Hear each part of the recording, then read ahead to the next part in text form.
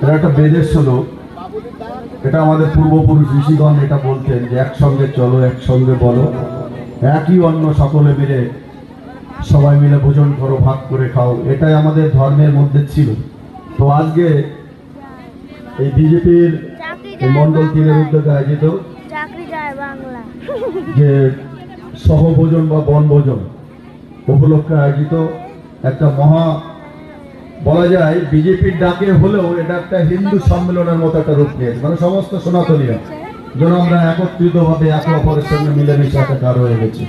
তো যাই এই অস্থায়ী মঞ্চে উপস্থিত আছেন বনগাঁ উত্তর মন্ডলের সম্মানীয় বিধায়ক মাননীয় অশোক কীর্তনীয় মহাশয়, এবং এই যার বক্তব্য শুনছিলেন আপনাদের এই ঘরের সন্তান, এই মন্ডলের সভাপতি ছোট ভাই অভিজিৎ দাস।